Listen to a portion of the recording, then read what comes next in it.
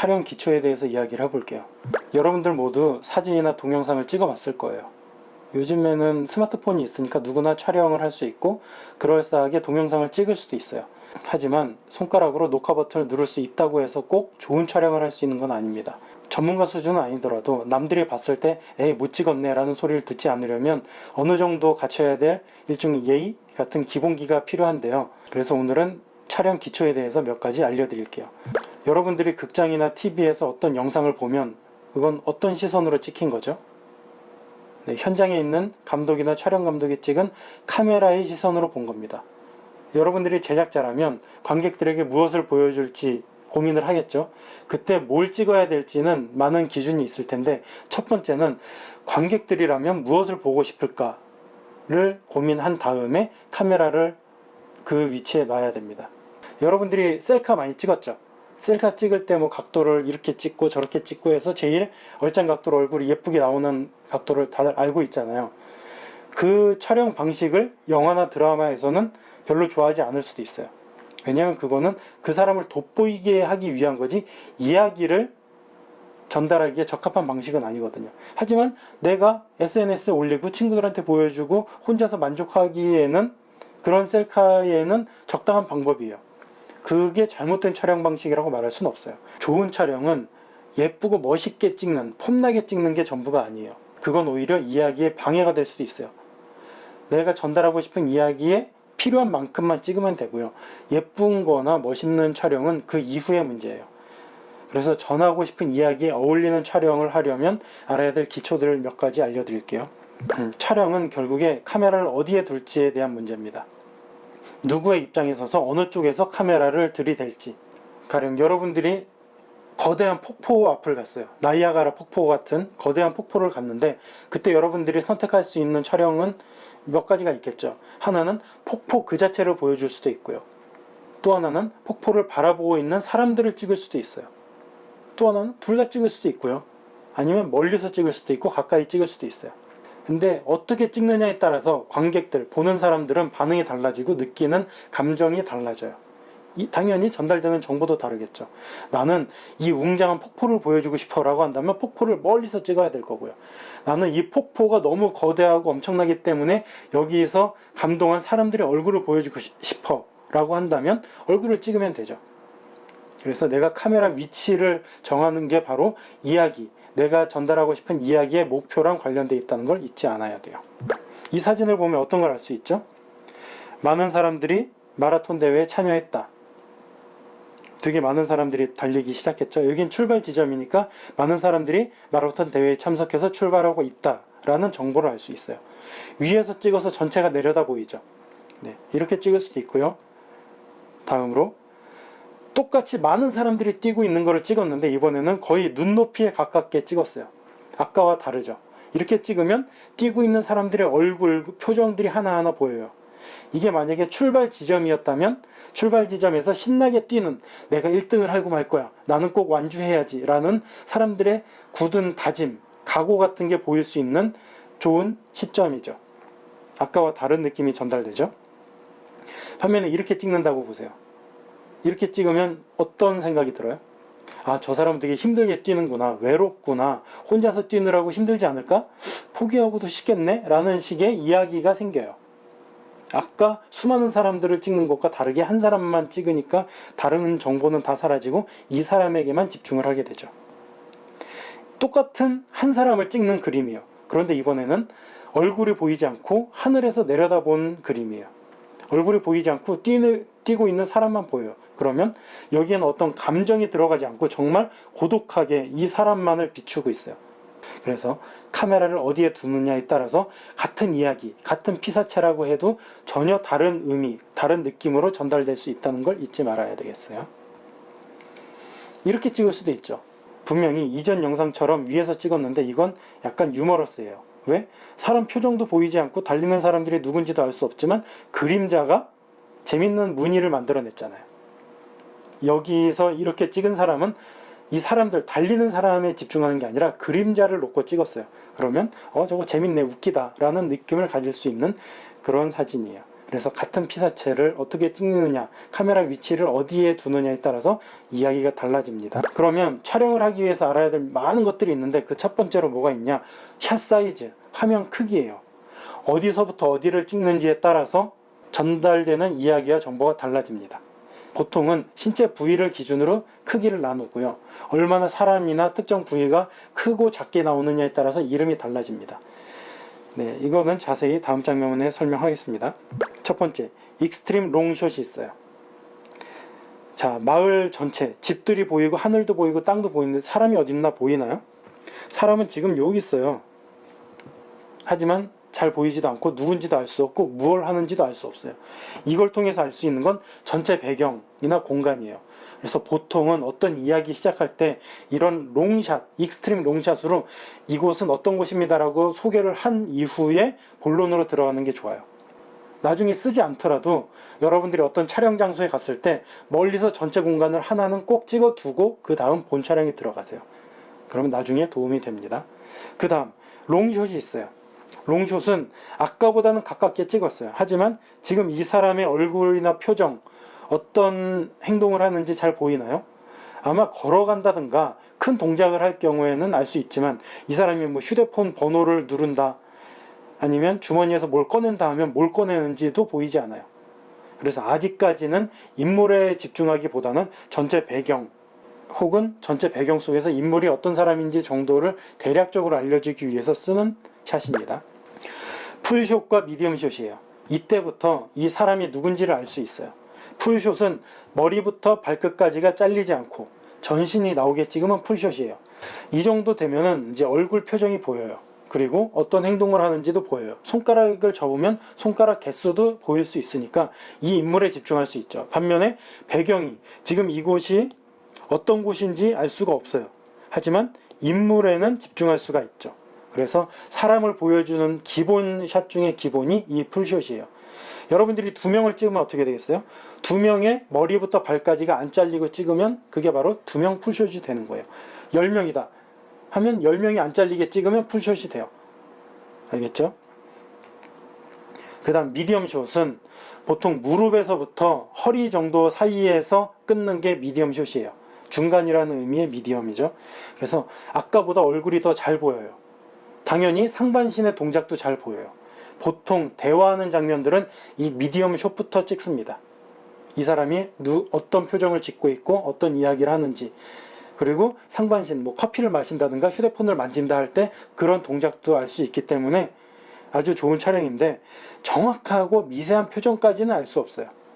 그냥 뭐 운다, 웃는다, 안경을 만진다 정도는 알 수 있지만 미세하게 눈가가 떨린다든가 썩소를 쓱 짓는 그런 것까지 정확하게 알기는 힘들어요. 그래도 보통 인물을 찍기 시작한다고 할 때는 이 미디엄 숏으로 많이 찍고 대화씬에서도 미디엄 숏을 찍습니다. 보통 대화씬은 이 가슴에서 자릅니다. 이 정도면은 얼굴 표정이 잘 보여요. 얼굴 표정이 잘 보이니까 대화하기에 좋고요. 이 사람이 누군지, 어떤 생각을 하고 있는지, 심지어 눈 돌아가는 것도 보이니까 이 사람의 심리도 알 수 있어요. 그것보다 더 가까이 가면 어떻게 되냐? 여러분들이 많이 쓰는 말 있죠. 클로즈업. 클로즈업은 가깝게라는 뜻이에요. 가깝게가 뭐 정답이 있는 건 아니에요. 누구는 눈까지 크게 찍어도 가깝게고 누구는 얼굴만 크게 찍어도 가깝게인데 뭔가 다른 요소들을 다 제외하고 보여주고 싶은 것만 찍으면 클로즈업이에요. 이때 이거는 얼굴 클로즈업이 되겠죠. 좀 더 들어가면 입 클로즈업, 안경 클로즈업, 눈 클로즈업도 될 수 있을 거예요. 그래서 이때는 감정이 가장 잘 보이죠. 눈가의 떨림, 주름살, 식은땀 흐르는 모습까지 다 잘 나오니까 여러분들이 누군가를 찍고 싶은데 이 사람의 솔직한 모습을 찍고 싶다 그러면 요 버스트숏이나 클로즈업을 활용하면 돼요. 그런데 클로즈업을 너무 남발할 경우에는 피곤해져요. 얼굴만 보이니까 이 사람이 뭘 하는지, 어떤 사람인지, 어디에 서 있는지, 어떤 옷을 입고 있는지가 전혀 안 보여요. 얼굴만 보여요. 이건 뭐 잘생겼냐 못생겼냐, 예쁘냐 안 예쁘냐의 문제가 아니라 얼굴만 크게 나왔을 경우는 질릴 수가 있어요. 그래서 대화씬 같은 경우에는 보통 이 버스트 숏으로 찍고요, 혹은 미디엄 숏으로 찍고 가끔씩 강조하고 싶고 정말 중요할 때만 클로즈업을 사용하는 게 좋습니다. 클로즈업만으로 모든 영상을 찍지 마세요. 그러면 지루해지고 오히려 부담스러워서 보기 싫어질 수 있습니다. 난 이걸로 부족하다 하는 사람들은 익스트림 클로즈업이나 매크로 샷을 찍기도 해요. 익스트림 클로즈업은 더 가까이 가는 거죠. 익스트림이 극단적이란 단어잖아요. 그래서 익스트림 클로즈업은 더 가깝게. 근데 이건 너무 부담스러우니까 가급적이면 쓰지 마세요. 근데 가끔씩 여러분들이 손목시계나 휴대폰 화면을 가깝게 찍고 싶어요. 그러면 그때 익스트림 클로즈업이나 매크로샷을 찍는 거죠. 네. 딴 거는 전혀 보이지 않고 그 글자만 크게 보여주고 싶다 할 때 쓰는 게 이 매크로샷이나 익스트림 클로즈업인데, 이것도 효과적으로 잘 쓰면 좋은데 너무 남발하면 영상과 어울리지 않고 이야기에 오히려 방해가 될 수 있습니다. 그래서 간단하게 말하면 이 샷 사이즈는 어떻게 정하냐, 물론 찍기 전부터 고민을 하면 되는데요. 시나리오를 쓴다든가 콘티를 그릴 때, 스토리보드를 그릴 때 생각해 보면 되지만, 간단하게 생각하면 심리적 거리라고 생각하면 돼요. 여러분들이 친구랑 대화를 나눌 때 어느 정도 거리를 두고 대화하나요?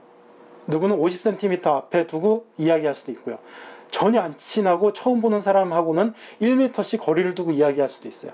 그때는 얼마나 친한지가 두 사람 간의 거리를 정해주는 거잖아요. 마찬가지예요.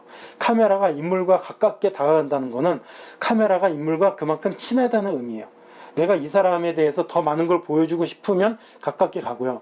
멀리 떨어져서 이 사람이 어떤 사람인지 객관적으로 보여주고 싶으면 멀리 뒤로 가서 찍으면 돼요. 그래서 샷 사이즈를 정하는 거는 어떤 정보를 보여주느냐라는 정보의 의미도 있지만, 심리적인 거리, 나는 이 사람과 가깝게 느끼고 싶다 그러면 카메라가 가깝게 가면 돼요.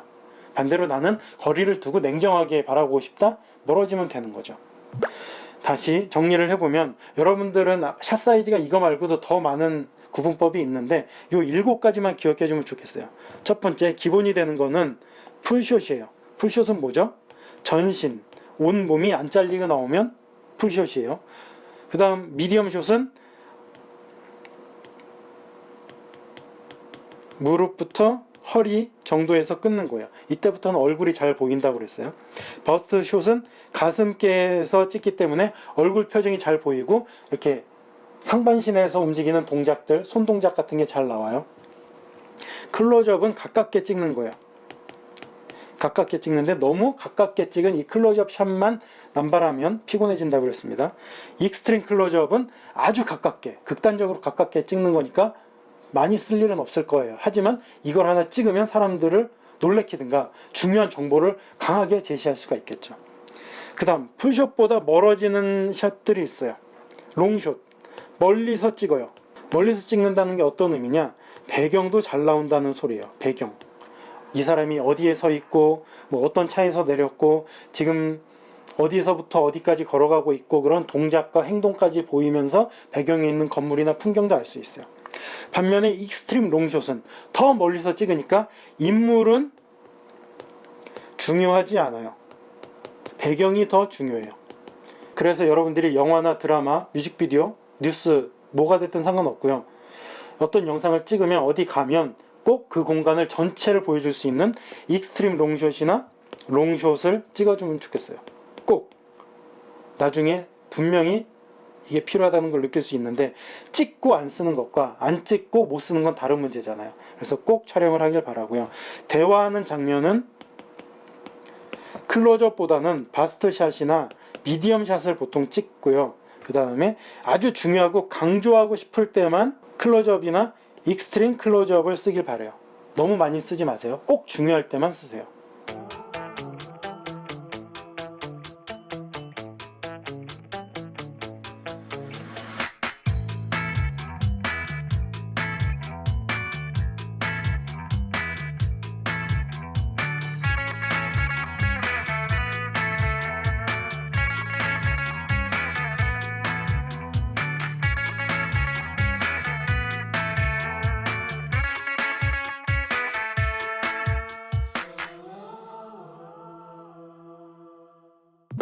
그 다음은 초점입니다.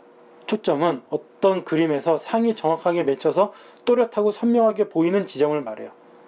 그리고 여러분들은 보통 스마트폰으로 찍을 때는 그냥 셔터만 누르죠. 터치만 하는데, 화면에 정확하게 터치를 안 할 때는 초점이 얼굴, 사람이 아닌 뒤에 배경에 잡힐 때가 있어요. 혹은 얼굴이 아닌 앞에 찍고 있는 V자에 초점이 맞을 때가 있어요. 그래서 초점은 아주 중요합니다. 여러분들이 영상을 찍을 때 가장 기본이 이 초점이에요. 내가 보여주고 싶은 영상에 초점이 선명하게 맞아야 그 영상에 사람들이 집중할 수 있지, 초점이 엉뚱한 데 맞아 있으면 시선이 거기로 옮겨집니다. 그래서 스마트폰으로 찍을 경우에는 꼭 터치해서 내가 보여주고 싶은 피사체를 꼭 터치해서 초점을 거기 맞추기 바라고요. 할 수만 있다면 초점을 고정해서 찍으세요. 왜냐하면 움직일 때마다 초점이 자동으로 따라가는 기능이 요즘엔 잘 돼 있긴 하지만 가끔씩 초점을 놓쳐서 엉뚱한데 초점이 맞는 경우도 있거든요. 특히 어두운 밤에 찍을 때 뒤에 자동차가 지나갈 때 초점이 거기 맞을 때가 있어요. 그러니까 꼭 초점은 강제로 원하는 곳에 수동으로 지정을 해주는 걸 추천합니다. 노출은 밝기예요. 여러분들이 어둡게 찍을 수도 있고 밝게 찍을 수도 있어요. 그런데 그때 기준은 얼굴이 되면 좋아요. 노출의 기준은 얼굴이다. 혹은 얼굴을 클로즈업 찍는다 그러면 눈이 잘 보이게 맞춰주세요. 얼굴이 어둡고 눈이 어둡게 나오면 아무리 잘 찍어도 이야기에 도움이 안 돼요.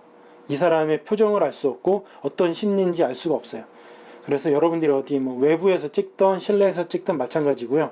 얼굴에 그늘이 지지 않게 찍으세요. 그늘이 지지 않게 찍으려면 역광은 피하고요. 빛이 뒤에 있는 역광은 피하고요. 또 전등 같은 게 얼굴에 머리 위에서 하면은 이 눈 밑에 그늘이 지거든요.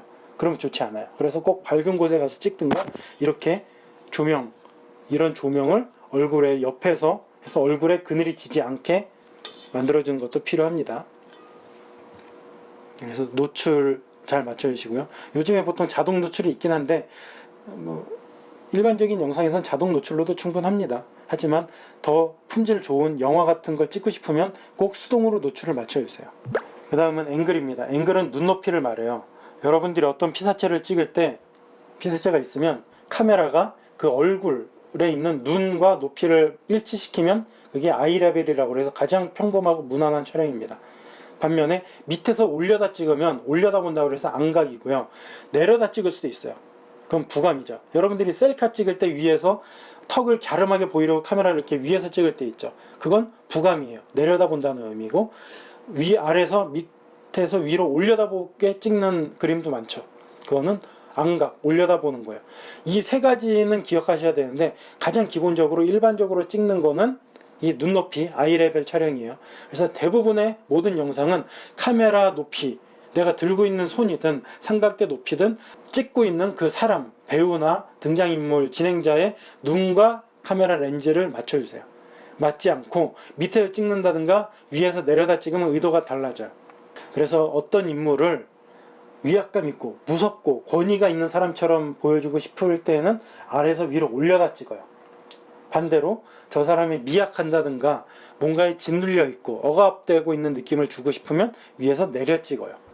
그래서 그냥 아무렇게나 찍는 게 아니라 눈높이에 따라서 보는 사람들의 받아들이는 태도, 심리도 달라진다는 걸 잊지 마세요. 기울임. 여러분들 사진 찍을 때 많이 하시는 실수가 이걸 겁니다. 사진을 찍었는데 수평이 안 맞아요. 나중에 편집 때 보정할 수 있지만 사진은 보정이 쉬워요. 동영상도 쉽긴 한데 그러면 화질이 많이 떨어지거든요. 그래서 촬영할 때부터 수평, 기울임은 잘 맞춰주시는 게 좋습니다. 그래서 일단은 수평을 맞출 줄 알아야 되고요. 수평을 맞춘 다음에는 그걸 유지해야 돼요. 근데 오랫동안 찍고 있다 보면은 내가 이렇게 삐딱해져서 수평을 못 맞출 때가 있어요. 수평을 잘 맞추기 위해서 삼각대가 필요합니다. 삼각대는 이 이후에도 나오는데 흔들리지 않게 찍기 위함도 있지만 오랜 시간 동안 내가 원하는 앵글을 유지하기 위해서 쓰기도 합니다. 여러분들은 앞으로 촬영할 때 꼭 수평을 맞춰주고 기울어지지 않게 찍어주세요. 그 다음 프레이밍이 있어요. 화면에 뭐를 담을지를 결정하는 게 바로 이 프레이밍이에요. 프레임, 사각 틀로 영상을 찍죠. 세로든 가로든 프레임이 있어요. 그 안에 무엇을 담을지는 촬영을 하는 여러분들의 몫이에요. 나는 여기서 이 사람과 이 사람을 찍고 싶다 하는데 방해되는 게 있으면 빼야 되죠. 반대로 필요하면 안에 집어넣어야 돼요. 이 사람들이 커피를 마시고 있어. 그러면 커피잔 2잔이 들어와야 돼요. 반대로 나는 이 사람들이 뭘 마시고 있다는 걸 보여주고 싶지 않아. 그럼 커피잔을 밖으로 빼든가 아니면 커피잔이 나오지 않는 앵글로 프레임을 이렇게 옮겨야죠. 올리든가 뭐 옆으로 피해서 커피잔이 나오지 않게 해야 되죠. 그래서 이 프레이밍은 중요합니다. 어디까지 담을지, 혹은 무엇을 뺄지, 여러분들이 찍고 있는 카메라의 네모 프레임 안에 무엇을 넣고 무엇을 뺄지를 결정하는 게 바로 이 프레이밍이니까 찍기 전에 고민을 하세요. 특히 사진과 다르게 동영상은 움직이잖아요. 움직이면서도 수시로 이 프레임 안에 뭔가가 들어올 수도 있고 나올 수도 있어요. 그거를 고민해서 찍어야 되지, 막 찍으면 분명히 나중에 원하지 않는 그림이 찍혀서 후회하는 일이 생깁니다. 여러분들 동영상 찍어봤죠? 흔들리면 어때요? 보기가 피곤해요. 오래 보기 싫고 뭔지 집중도 어렵고 어떤 내용인지 파악도 힘들어요. 그래서 여러분들이 뭔가를 꼼꼼하게 보여주고 싶을 때는 흔들림이 없이 안정적으로 찍어야 돼요. 그런데 여러분들이 손으로 카메라를 들고 찍는다고 할 때 오랫동안 찍을 수 있나요? 오랫동안 흔들리지 않고 찍을 수 있나요? 힘들어요. 선생님도 뭐 1분까지는 어떻게 할 수 있는데 10분 동안 그 자리에서 가만히 찍는다? 어려울 거예요. 여러분들도 마찬가지일 거고요. 그래서 필요한 게 뭘까요? 삼각대와 스테빌라이저입니다. 삼각대는 많이들 봤죠? 스마트폰이든 디카든 삼각대 위에 올려놓고 찍으면 1시간을 찍든 2시간을 찍든 흔들리지 않고 찍을 수 있어요. 또 거기에 손잡이도 있고 다리 높이 조절할 수도 있으니까 원하는 높이, 원하는 각도에 따라서 움직임까지도 흔들림 없이 찍을 수가 있어요. 그리고 여기에 보이는 게 스테빌라이저 혹은 짐볼이라고도 불러요.